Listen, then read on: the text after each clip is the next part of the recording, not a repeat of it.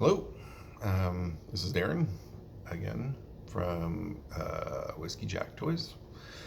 Um, yeah, uh, sorry if I'm seeming a little indecisive or not on track, but today we intended to talk about sort of a post-con wrap-up, check in with everybody after the convention, where we sort of got to unveil all of our figures to the public physically. Everybody is very aware of what they look like, what they had ordered, but not in a tangible sense. So it was really exciting to be able to deliver those to people in that tactile, they can hold them, see them, um, you know, in the physical form. And I wasn't there. I wasn't at the show. I was here at my restaurant, um, and but everything went really well. Everything was really well received. Matt and Chad and Alman were all there, sort of my various partners in various parts of Whiskeyjack. I'm partners with Chad and Matt on Hidden Force, and I'm partners with Alman on Impact. But because this is such a big, long process to bring a line to life, there's been tons of crossover where, Alman's helped on Hidden Force, we've helped, or Matt and Chad have helped on Impact. Just sort of a big collaborative sort of spirit and effort to bring everything to light. But back to the show, as we were going to have this post-convention show and talk about, I don't know, everything that was great and wonderful about doing a show, but nobody's around, and I can't really talk about it because I wasn't there. And all of the content that we have planned needs a couple more days preparation. So here I am on Wednesday, Whiskeyjack Wednesdays, without knowing what to talk about. And I think I came up with something pretty good on the fly. At least I felt it was pretty good. I thought I'd talk about process a bit. If this is at all interesting to you after this episode, I'd be happy to go way more in depth. But I just thought, I was talking about it with one of my kids the other day about how one of the characters that I'm just doing some tweaks on right now, I originally came up with her when I was 17. I started writing about her when I was 17, and I'm now 51. So that's 34 years ago that I created this character. And I have lots of other characters like that. But yeah, here, guess where to start on the process. I think I start with what I call the Beastie Boys approach. And at the time, I want to say I was 12 when I just was completely enamored with the Beastie Boys. And I listened to License to Ill, a trip to Alberta and back. It was the only tape I took with me for my Walkman, thinking, just so assured that that's all I needed. And it was a 12-hour trip both ways. So I heard the album a million times from a very young age. I knew it word for word, in the second hour, third hour. Anyways, I'm totally gonna go off track here. By their second and third albums, though, they had a bit of a different approach, and I noticed, to me, it felt like they had sat down and written down every single thing that they loved, were currently influenced by, or had an effect on them at that moment, and then just found a way to put them all on an album. I mean, they shout out to every friend, every hanger-on, every musical influence, weird pop culture things they like.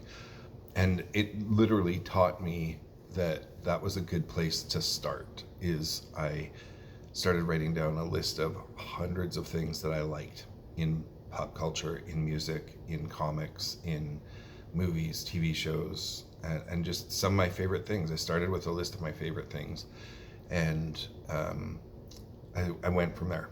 That was my starting point when I was starting my ideation of my first thing ever. And I mean, aside from doing some custom GIJoes in my early teens or late, whatever, right around puberty, I don't think I really created anything until I met two guys, Sean Demeterico and Jeff Gustafson, and we were all acting in a play together, and we had all had huge comic influences and whatever, and we were like, it'd be cool if, it'd be cool if, and we were like, we should try to do something like this. We should try to make a comic together, and it never happened, but the idea of collaborating with other people to learn how to create things was huge to me. I learned a lot from those two guys, for sure. And from there, I guess Sean and I tried to make something after that was obviously not going to work. The three of us creating something was great, but it wasn't going to happen. So we put all that stuff to bed, and I was like, oh, I guess I got to start over again. And Sean and I just started doing. This is Sean Demeterico again. If you're watching, Sean, hey. But we started creating stuff, and we put a lot of effort into it, and I thought it was great. And but I mean, I'm 17 or 18 at this time, and then when Sean and I went different paths, just as we're growing up, I realized that we co-owned that stuff, so all that stuff had to be put to bed again, because neither of us actually owned it. Together we owned it, and that's all right. So I thought about it for probably about a year. I just really enjoyed the process. I really liked the idea of creating something and really populating a world and whatever. And so I guess about a year before I had it was just sort of a stroke of like, oh, I can do this by myself. Like, it just didn't even occur to me. I kept looking for another partner, and I think it was probably just confidence. So again, sort of revisiting that whole Beastie Boys approach, I just, probably 4 years had passed, and those are big years, from mid-teens to early, probably 20 years old at this point, 19, and really hunkering down and trying to create something big. I wanted to go as big as I could possibly go, and then rein it in. Just like throw every idea out that I had, throw every character concept, throw every story and plot point I had, and make this big sort of, not epic, but the biggest thing that I could really envision myself creating. And I didn't do that because I wanted it to be that big. I did it because I wanted to have all the ideas out, and then I could start trimming. And I did, and I probably worked on that for about 4 years. Met a few other artists who sort of came and went, did some pieces for me here and pieces for me there, and sort of trying to make this thing tangible. And again, this is where, like I said, some of those characters, I'm jumping ahead. So after a couple of years of slowly working on this in the background, I kind of, just a plateau. You plateau, you get to a level, and then you have to level up.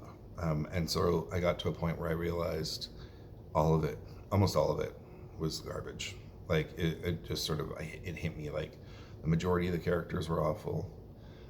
My storytelling was awful.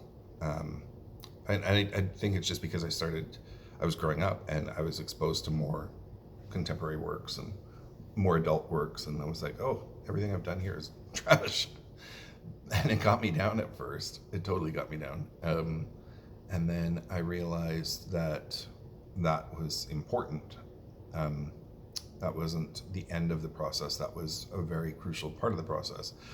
And I just jettisoned everything. I started over. And as I started creating something new, again, same sort of premise. It was superhero related. It's always been my favorite superheroes. I love superheroes. The whole genre and everything. So I was creating something new, and it was a little more nuanced. It had a little more depth. It had some more focus on story instead of action. and really started to love that. And the couple of characters sort of crept back in. Some of the stuff that I'd made in the past crept back in. And at first I was hesitant and resistant. And then I realized, no, just because everything that I'd created back then, that whole body of work wasn't good, lots of the things I created within it still had value and merit. And they sort of rose to the top, and I was able to bring them over and incorporate them. And it added to the story, and it also felt like, it felt like it was more of a continuation instead of. I stopped mourning for the past and lamenting that I'd done all that work for years that was garbage. I started realizing that no, it was important to do that and leave it all behind and start anew. So at this point, I'll say that. So everything was in binders. This was in the 90s still. We didn't have home computers. I mean, some people did, but I didn't. I didn't have access to one regularly, and whatever. Anyways, everything I had was in binders, and I had, I want to say, 4 or 5 handwritten binders full of all these stories and characters and what have you. And then in the process of a move, some of them went missing, and some of them were accidentally torched. Totally not blaming somebody, but kind of blaming somebody that was angry with me or cross with me at the time, and they went up in flames. They were gone. The binder's done, and that was huge. That was a huge. I couldn't touch anything creative for like a year. It was such a loss. It was literally. It felt like my life's work was gone, and it felt like, just being punched and having all the wind knocked out of you for a year. Like just the wind knocked out of me for a year. And I couldn't bring myself to start over again. I was like, that's just too much. It's just too much. So I think a part of me sort of was like, well, instead of trying to do something epic where everything relies on one idea or one conceit or one premise or one group of characters, I was like, why don't I just break it off into smaller pieces and do something small? And then if I'm made to lose, or if I deem that it's crap, it's not as invested. I'm not as invested. And then I thought too, I get to lean into things instead of one story being a catch-all for everything that I'm influenced by. I get to lean into the things that influence me or I like or what have you. So then, I started anew again, and that was probably my mid-20s, and I feel like everything that I've created since then is built off that. Now, I've twice lost everything again since then. Not everything. Once I lost everything. Once I lost just a very large piece of work that I'd been working on. And both were crushing. Both were just destroyed me. But I've come back. I've learned how to sort of bounce back, and I've learned how to sort of I can't say index my thoughts, but a way of recalling all the important stuff, and all those important details carry over, and you just have to do the hard work of recreating all the little details.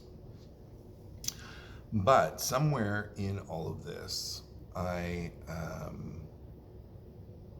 realize I create better stuff when I'm in a partnership with somebody, and it's definitely because sometimes their influence carries in or their suggestions carry over, but sometimes it's not even that.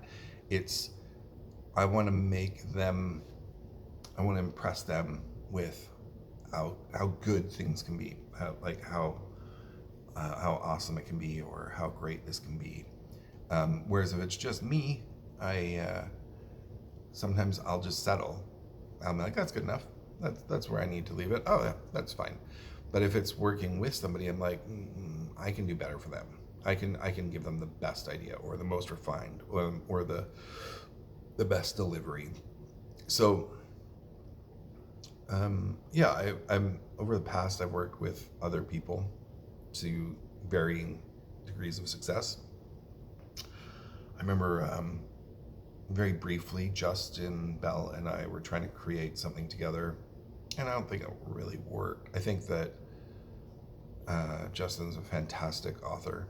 He's written tons of books, but we were trying to create a toy line, and way back then, and I think it just wasn't meant to be. He's a great guy. I think he's awesome, but he has his ideas. I have mine. There wasn't any stress or strife or anger or anything. It just didn't work. Same thing with Marauder John Sullivan. Absolutely love that guy. Admire him to the ends of the earth. And he was sort of how I had all these ideas about about toys that I wanted to make, action figures I wanted to make, and I had no idea how to do it. And I wasn't going to be able to go to school at this point. I was in my late 20s, early 30s. And all my life I'd wanted to make action figures and the stories around them. And there was no career in toys or education path that I could take. I mean, I owned a business at that time. I was starting a family. Like, I couldn't just jump into, I would have had to move like super far and uproot everything, and that wasn't going to happen when I owned a business that I owned. And anyways, so John was sort of my education. John had come from, well, that's John's story. John can talk about everything, but he had this great body of experience and knowledge, and he wanted not necessarily a partner. I think he was looking for an investor, but I kind of made the idea that, or put forth the idea that I needed the education, and I'd be happy to put some money in if I could learn the process. And I learned a little bit about the process, not a lot, but a bit. But John was awesome, and unfortunately, that project never came to fruition, which is okay, because he followed it up with what he is now, which is Marauder John, or Marauder weapons and toys and blah blah blah, all that great stuff. So so then I had a bit of an understanding of the toy world and how you go about getting things made, and then I still felt like it was a little too much and I needed help. I reached out to a couple of very creative friends to see if they could help or if they were interested. I honestly don't recall the genesis of it. I don't recall. I knew what skills I needed, but I don't remember how I found out that they did those things. But they were friends from past. And I'm talking about Chad and Matt. And we started doing I think some seeds of how that starting to come back to me a bit, but it's not important. Anyways, Matt was really good at translating my ideas into something physical, and that was huge. But he would also add to it in ways I had never considered that were awesome. Like, I started realizing that this is what true collaboration is, and it was amazing. I loved it, and I think he did too. I don't want to speak for him, but I think he did too, because in the 7 or 8 years that we did Red Laser, we put out about 100 figures, I want to say. Arguably about 80, because some of them were more or less kind of remix figures and what have you. And Matt had done about 1,800 designs. So, and a lot of them are being used by, copycats. There was a private group, and 2 or 3 people in it are just horrible people. They just had no compunctions and made they just stole so many of our ideas, and didn't even really try to hide it. And they'll probably never admit it, but I can prove it over and over again. Anyways, but with that put to rest, it became very evident that whatever I did next, I would really like to do with Matt. He's definitely, yeah, he's one of my favorite people to collaborate with. So I'm kind of doing this all backwards. I guess that's what happens when haven't really thought this out or scripted this or anything. But one thing, some people will say, like, getting back to the whole point of this conversation is how you sort of create and ideate and develop ideas. And a lot of people are very super protective of their creations. And I get it. I was at first too, super protective, but I've literally lost more ideas than I'll ever be able to put out. And I've created thousands more. I literally have 4,000 characters across 32 lines that I hope to bring to you guys over time. I'll be happy if 8 of them get made. And Hidden Force is the first, then Impact, then Chaos. Yeah, I'd be happy if we got to 8. But yeah, your ideas. My biggest suggestion is, yes, have things that you cherish, that are totally for you, and there's no compromise, there's no change, this has to stay this way for you. Have that satisfies something deep inside you, right? But don't treat you can't treat everything like it's precious and darling and fragile and, oh my God, if somebody else sees this idea or touches this or whatever, if somebody gets their hands on it, I'm going to be so upset. Just get away from that. Collaboration is the way that you make things, or it's the way that you make connections, or it's the way that you develop a line. To me, when I realized, that I'd had more ideas that ended up in the garbage than I could ever possibly produce, or that when I lost everything, within days I'm already creating something new. Like, I'm just a creator. That's what I am, and that'll never stop, never. And so once you realize that, things don't become as precious. Like throwing ideas at, say, Justin or Marauder John, or I think that those are kind of bad examples because they didn't get really deep into the creativity process. But like with Sean Demeterico, or for instance, Grindstone. When I was one of the founders of Grindstone, it was Troy and John and I, and for that I created 300 characters and organizations, and the good guys, the bad guys, the whatever. And when I left that, I realized that I had to leave all that behind, and that was a bitter pill to swallow. But at the same time, that was a couple months, that was 3 or 4 months work, and I know that I would next month start creating something new. And I also was sitting on tons and tons of stuff that I haven't even touched. And then same thing, John Kukovic, whom I love dearly, who's my partner in Grindstone, but previous to Grindstone, he and Jason Shiremeyer, which is White Elephant Toys, the three of us were collaborating and trying to create a 3 3/4 inch space toy line, which I'm still not done with. It's put to bed, it's put to rest, because that partnership is everybody's off doing their own thing now. But I'm still very excited to one day pick up that and run with it again with those guys. But again, same thing. We put months of development in, and the minute that it was relevant, when it became obvious that it was over, I didn't lament that.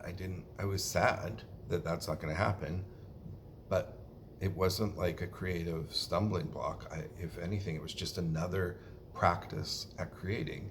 And I still love those characters. I'm very happy to go back to them. Love our story premise. All of our yeah, everything, whatever.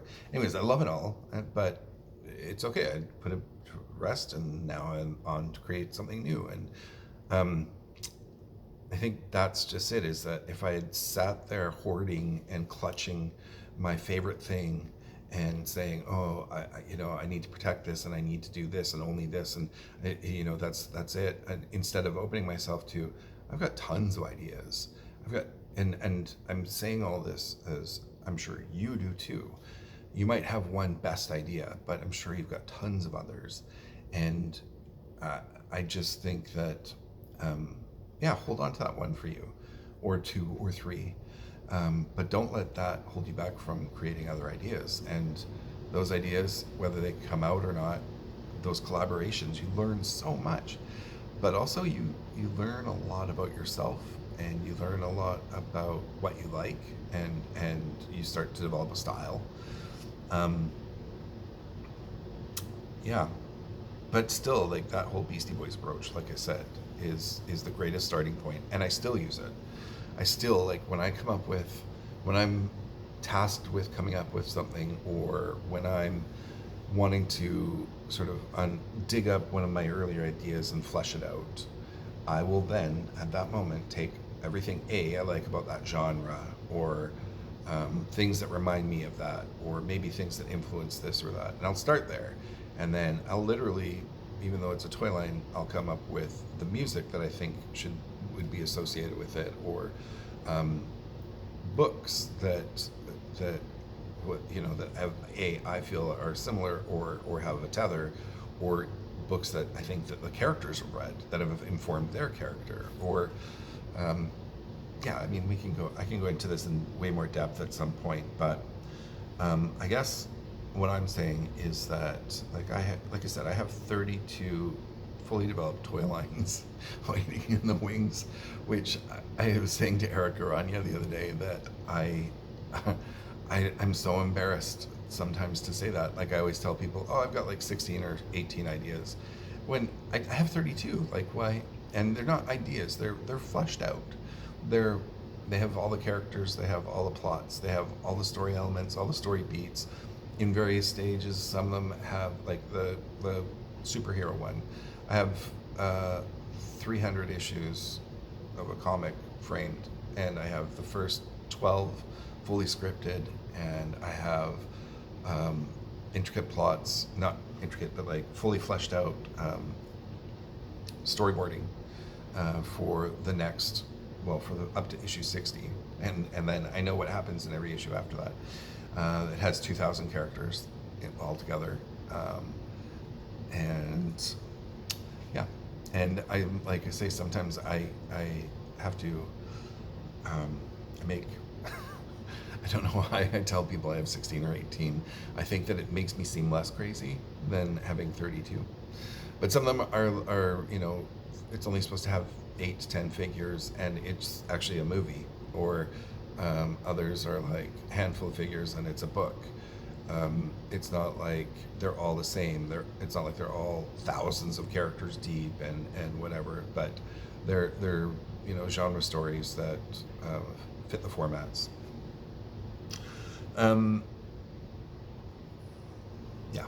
So I don't really know where to end this, because I don't really know what I was trying to get across. I guess my process, I just wanted to like shine a little light on my process of how I create. And yeah, and I'll finish it off with this way. I constantly challenge myself to make things that will never ever see the light of day, but I just want to do the process. Maybe this is even the nugget of this video. I don't know. But so, like, for instance, the other day, I haven't read a Marvel comic in years, but I do watch a lot of YouTube channels that review comics. So I'm abreast of what's going on. I know the broad strokes, but I don't know. I haven't read an actual comic since my kids were probably about 8 and 10. So about 8 years, 10 years. But the other day, probably about 3 weeks ago, I just had this burst of, I need to create something. I get that way. I'm all stopped up, and I need to get it going again. And so it was like, oh, I wanted to do this big like Age of Apocalypse style crossover. And when I say that, I mean affecting every book, changing every book title for a couple of months, published under something under a different name because the characters are all changed or mixed up or swapped around or whatever. And my challenge was to come up with the premise for about 30 books and introduce 60 new characters and make lasting changes on at least 10 characters, things that after that event would those characters would carry forward. And it was purely an exercise. Like, Marvel doesn't care what I have to say. None of those writers or whatever, they'll never see it. It was never meant to be. It was just an exercise for me to say, if I was handed this, how would I handle it? Or what would I suggest? Or what would I do? Where's the compelling story across multiple titles, but that can still remain individual? I'm just testing myself. I'm seeing what I'm capable of, seeing where where I'm not capable of, seeing where my boundaries are, seeing where I'm not good at creating. And then the great thing about it is at the end, I spent a good couple of weeks on this, and then I was like, well, that's done. It's just an experiment. It's just a whatever. I got a lot of creativity out. I got a lot of ideas put to paper. But then at the end, I'm left with a whole bunch of character elements, not full characters, but elements that I'm like, oh, that's new. Where did that come from? That's great. I could possibly use that in one of my things later on down the road. It's not the basis of a character, but it could be the piece of a character. And I do that all the time. If I'm not creating something for myself, I'm creating something as an exercise for myself. Just like becoming a better reader. When you're a kid, you do that by reading and reading and reading. It's not necessarily what you're reading. It's the volume of when you're going through it. It's expanding your mind, and yeah, I guess it's like that with anything. You want to develop a better palate, you eat a larger variety of food, and eventually start to pick up nuance and detail. And so I guess that's my biggest advice, is if you don't know what you're doing, take away from this the Beastie Boys approach and practicing, creating things that you have no intent of them going anywhere. They're just practice, and you'll get good at creation. Anyways, I'd love to talk about this another time with you guys in more detail, but I don't know if you can hear in the background, a whole bunch of staff are showing up, and there's a lot of noise in the background. It's really distracting me, and I need